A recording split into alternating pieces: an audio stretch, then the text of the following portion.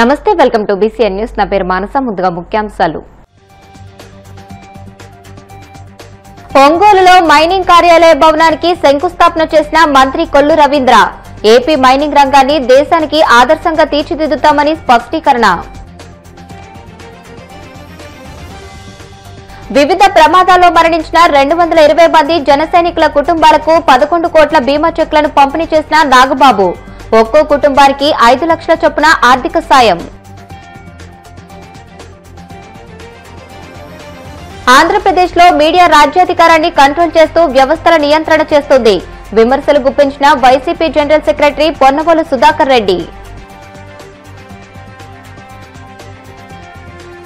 తెలంగాణలోనూ అధికారికంగా సత్యసాయి వేడుకలు జరుపుతామని సీఎం రేవంత్ రెడ్డి ప్రకటన పాలమూరు దాహర్తిని తీర్చిన ఘనత సత్యసాయి ట్రస్ట్దేనని వ్యాఖ్య ఏపీ మైనింగ్ రంగాన్ని దేశానికి ఆదర్శంగా తీర్చిదిద్దుతామని మంత్రి కొల్లు రవీంద్ర అన్నారు ఒంగోలులో మైనింగ్ కార్యాలయ భవనానికి శంకుస్థాపన చేసిన అనంతరం ఆయన మాట్లాడారు వైసీపీ పాలనలో మైనింగ్ రంగాన్ని నాశనం చేశారని ఆరోపించారు క్రిటికల్స్ మినరల్స్ కోసం ప్రత్యేక పాలసీ తీసుకొస్తామని అన్నారు విశాఖ కేంద్రంగా ఒక్క రోజులోనే 13 లక్షల కోట్ల పెట్టుబడులు సాధించినట్లు పేర్కొన్నారు గూగుల్ సంస్థ ఏపీలో 1.32 లక్షల కోట్ల పెట్టుబడి పెట్టడం సీఎం చంద్రబాబు బ్రాండ్ వల్లే సాధ్యమైందని కొనియాడారు చట్టాల్లో మార్పులు చేసి స్పీడ్ ఆఫ్ డూయింగ్ బిజినెస్ తీసుకొచ్చినట్లు వివరించారు పారిశ్రామికవేత్తలకు అనుకూలమైన వాతావరణం కల్పిస్తామని తెలియజేశారు రాష్ట్రంలోనే మొట్టమొదటిసారిగా మైనింగ్ డిపార్ట్మెంట్కి సంబంధించి ఒక కార్యాలయాన్ని ఈరోజు ఇక్కడ పనులు స్టార్ట్ చేసుకుంటున్నాం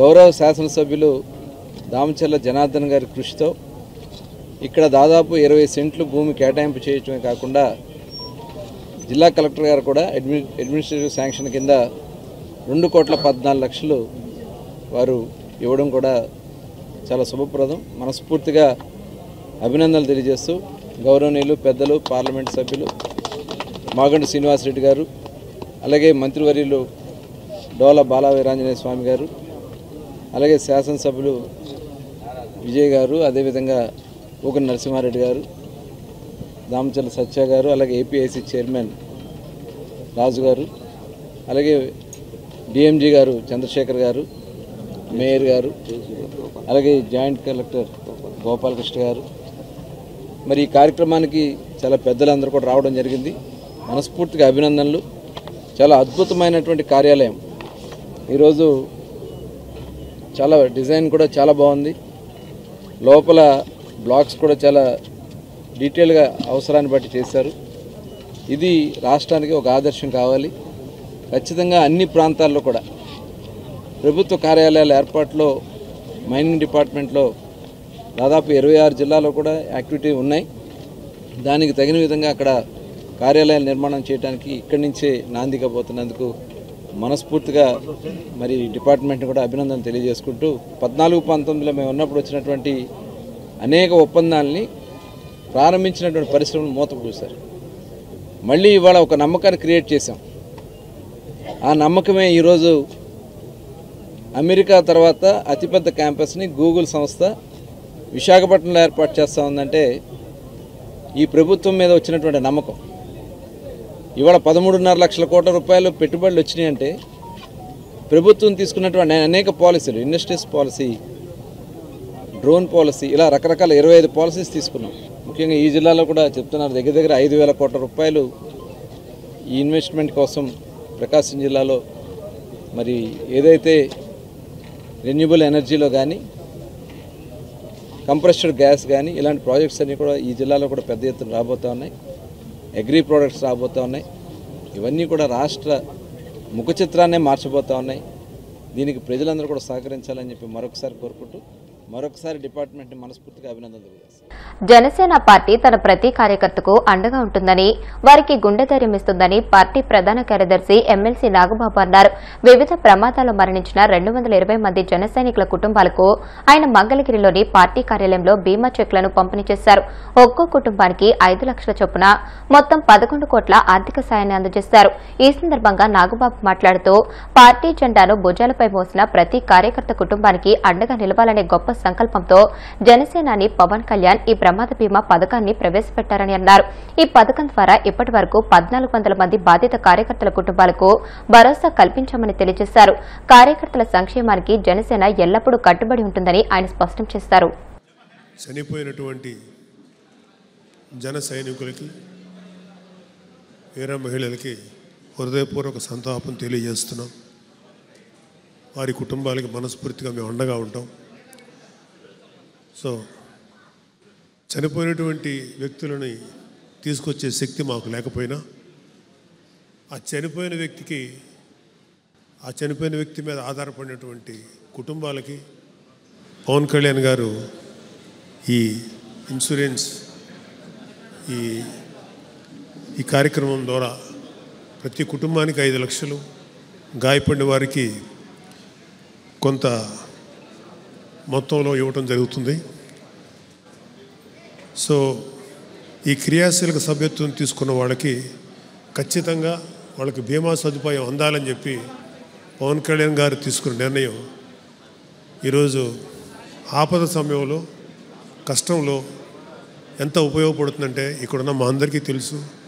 రిసీవ్ చేసుకున్నటువంటి ఈ యొక్క సహాయాన్ని అందుకున్నటువంటి ప్రతి ఒక్కరికి తెలుసు.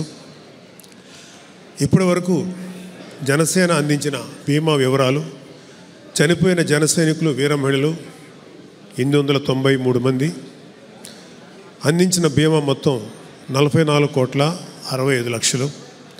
అలాగే యాక్సిడెంట్ కేసుల్లో లబ్ధి పొందిన వాళ్ళు 533. ఆ లబ్ధిని అందుకున్నటువంటి మొత్తం 2,08,61,424 రూపాయలు. మొత్తం ఇన్సూరెన్స్ విలువ 46,73,61,424. సో మన జనసేనాని ఆంధ్రప్రదేశ్ ఉప ముఖ్యమంత్రి గారు, ఆయన ప్రతి కార్యకర్తల గుండెల్లో ఉంటారు.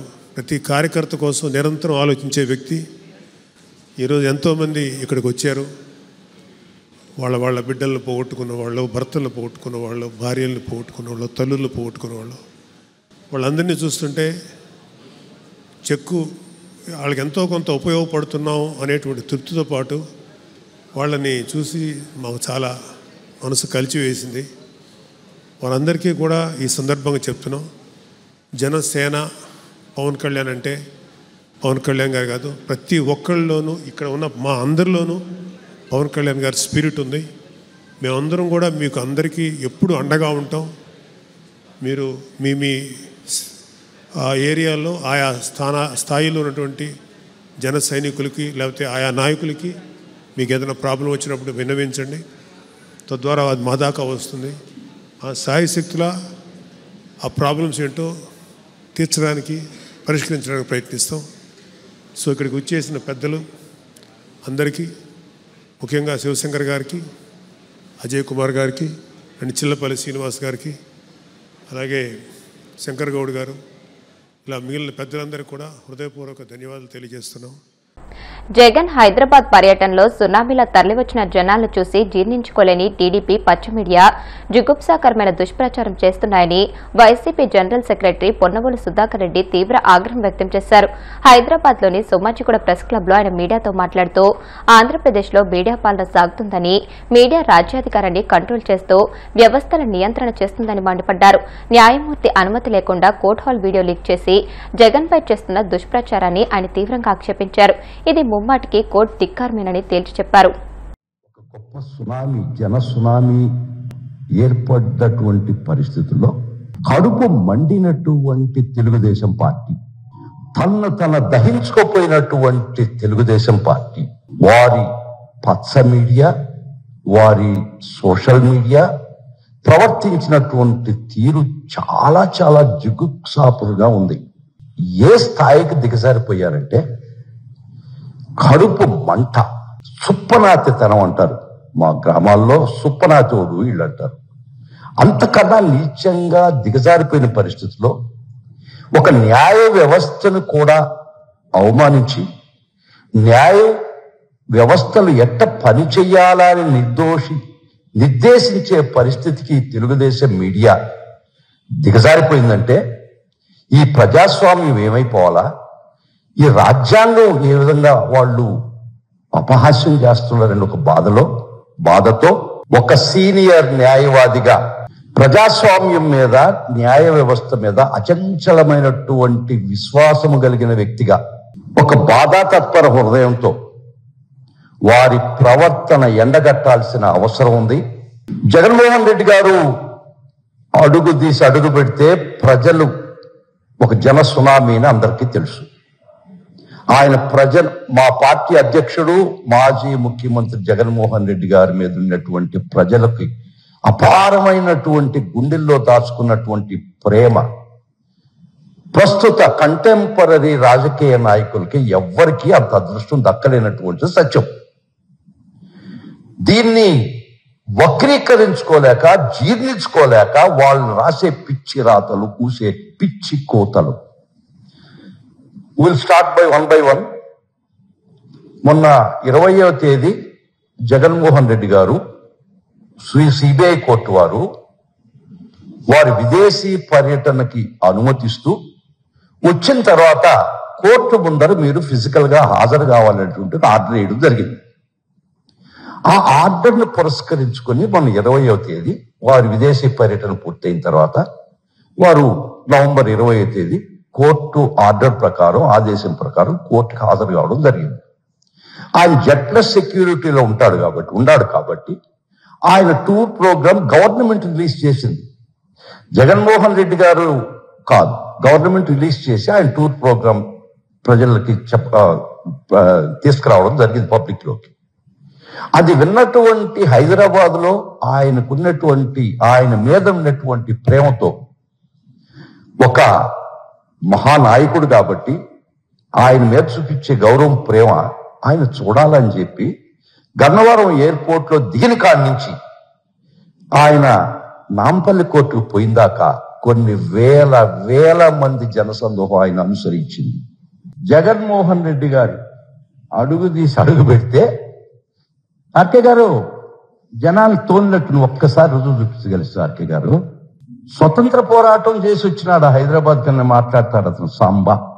ఆయన మీద ప్రేమ, ఆయన మీద అభిమానం, గుండెల్లో గూడు కట్టుకుపోయినటువంటి ఒక అపారమైన ప్రేమ, ఒక పిచ్చి ఆయన అంటే. మాకు వైఎస్ఆర్ కాంగ్రెస్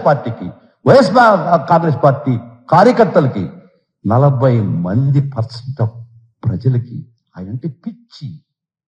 అది చూసి మీకు పిచ్చి పడితే మానవ సేవే మాధవ సేవ అనే సూత్రాన్ని కేవలం ప్రవచించడమే కాకుండా ఆచరణలో చూపి ప్రభుత్వాలతో పోటీపడి ప్రజలకు ఉచిత విద్య, వైద్య సేవలు అందించిన మహనీయుడు శ్రీ సత్యసాయి బాబా అని తెలంగాణ ముఖ్యమంత్రి రేవంత్ రెడ్డి కొనియాడారు. పేదలకు కేజీ నుంచి పేజీ వరకు ఉచిత విద్యను, ప్రాణం నిలిపే వైద్య సేవలను అందించి ప్రజల హృదయాల్లో భగవంతుడిగా నిలిచిపోయారని ఆయన అన్నారు. పుట్టపర్తిలో జరిగిన శ్రీ సత్యసాయి బాబా శత జయంతి ఉత్సవాల్లో సీఎం రేవంత్ రెడ్డి పాల్గొన్నారు. ఈ సందర్భంగా ఆయన మాట్లాడుతూ బాబా శత జయంతి వేడుకల్లో పాలు పంచుకోవడం తనకు లభించిన అరుదైన గౌరవంగా భావిస్తున్నానని తెలియజేశారు. బాబా గారు మనుషుల్లో దేవుడిని చూశారు, ప్రేమతో మనుషులను గెలిచారు, సేవలతో దేవుడుగా ఈనాడు కొలవబడుతున్నాడు. మానవులను ప్రేమించాలి, ప్రేమనే గొప్పది, ప్రేమ ద్వారా ఏమైనా సాధించవచ్చు అని చెప్పి బాబా గారు నిరూపించారు. వారు ఉన్నా, వారు మన మధ్యలో లేకపోయినా వారి భావన, వారి ఆలోచన, వారిచ్చిన స్ఫూర్తి ఈనాడు ఈ శత జయంతి ఉత్సవాలలో నిర్వాహకుల అందరిలోనూ కనిపిస్తుంది. ఈనాడు వారి గురించి మాట్లాడుకోవాలన్నా, వారి సేవలను స్మరించుకోవాలన్నా ప్రభుత్వాలు కూడా కొన్ని సందర్భంలో చేయలేని పనులను బాబా గారు, బాబా ట్రస్ట్ ప్రజలకు సేవలను అందించడం జరిగింది. అందులో ముఖ్యంగా కేజీ టు పీజీ ప్రతివాడికి విద్యను అందించాలి, ప్రతివాడు చదువుకోవడం ద్వారా జీవితంలో రాణించగలుగుతాడు నువ్వు నమ్మి ప్రభుత్వాలతో పోటీపడి కేజీ నుంచి పీజీ వరకు పేదలకు ఉచితంగా విద్యను అందించడం ద్వారా వేలాది లక్షలాది మంది యొక్క జీవితాలలో వెలుగులను బాబా గారు నింపగలిగారు.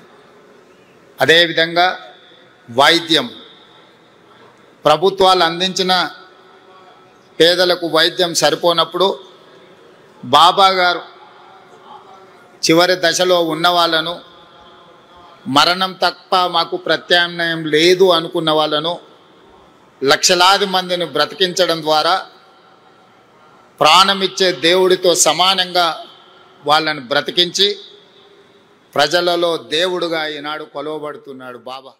ఇప్పుడు కాసేపు ప్రకటనలు.